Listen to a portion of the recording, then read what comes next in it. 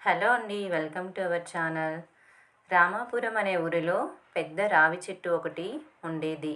నూరేళ్ల వయసున్న ఆ చెట్టు అనేక తరాలుగా రకరకాల పక్షులు, ఉడతలు, మరెన్నో ఇతర జంతువుల్ని ఆకర్షిస్తూ ఉండేది. ప్రతి సంవత్సరం 4-5 నెలల పాటు చెట్టు తన తీయని పండ్లను వాటితో పంచుకునేది. రాజు అనే కోతి ఒకటి ఆ చెట్టు మీద నివసించేది.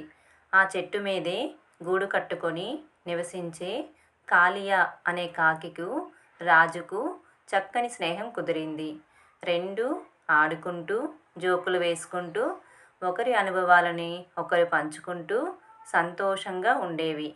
ఒక రోజున రాజుకు చెట్టు మొదట్లోనే ఒక వింత వస్తువు కనబడింది. అదొక సన్నమూతి కూజ. మెడ వరకు నేలలో ఉండిపోయి ఉన్నది. ఆ కూజాలో దాదాపు సగం వరకు వేయించిన శనగపప్పులు ఉన్నాయి. కోతులకు వేయించిన శనగపప్పు అంటే చాలా ఇష్టం. రాజుకు వాటిని చూసి ఎక్కడి లేని సంతోషం కలిగింది. ఆ సమయానికి కాలియా చెట్టు మీదనే ఉన్నది. కింద నుండి అరిచింది రాజు.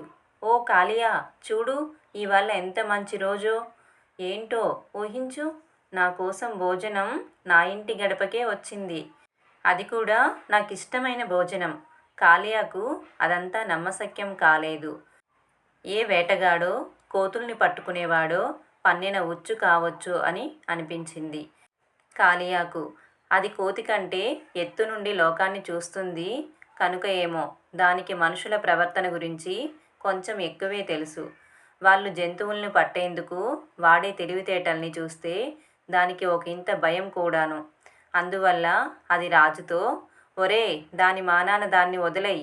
వేయించిన శనగపప్పుల మీద యావ తగ్గించుకో.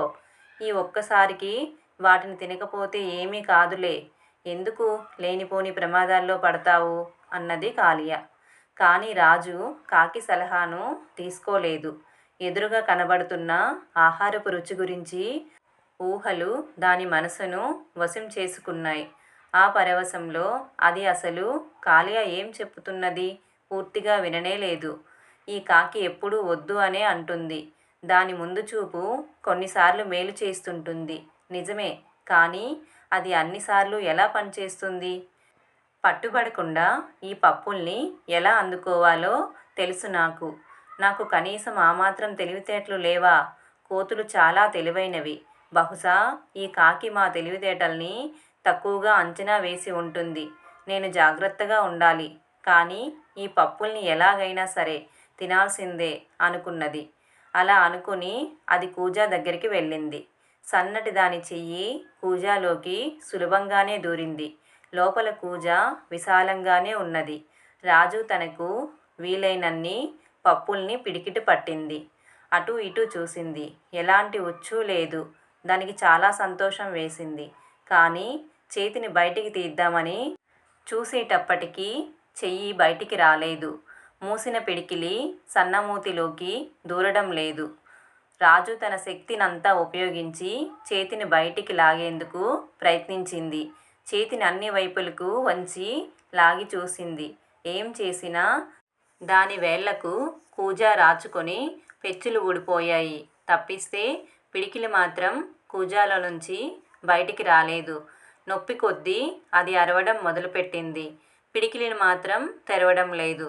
కొద్ది దూరంలోనే ఉన్న కోతులు పట్టేవాడికి రాజు అరుపులు వినబడ్డాయి.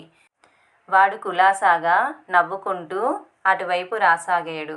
పైనుండి చూసిన కాలియా గాబరాపడి రాజుతో, ఒరే, వదిలిపెట్టురా కోతీ, నీ చేతిలోని పప్పుల్ని వదులు అని అరిచింది.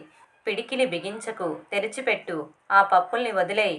వదిలేస్తే నీ చెయ్యి బయటికి జారి వచ్చేస్తుంది అని కాకి ఎంత మొత్తుకున్నా మొండికోతి తన పట్టును సడలించలేదు. విడిచిపెట్టడం రాని రాజు ఆ విధంగా కోతులు పట్టేవాడికి దొరికిపోయింది. రాజు వదిలేయడం నేర్చుకోవాలి అందరము. పట్టు పట్టడం ఎంత అవసరమో గాని పట్టు విడవటం అంతకంటే ఎక్కువే అవసరం. ఈ కథ విన్న తర్వాత మీరేమంటారో మీ అభిప్రాయాన్ని కామెంట్ రూపంలో తెలియజేయండి. మన ఛానల్ని ఫస్ట్ టైం చూస్తున్నట్లయితే సబ్స్క్రైబ్ చేసి మీ సపోర్ట్ని మాకు అందించండి.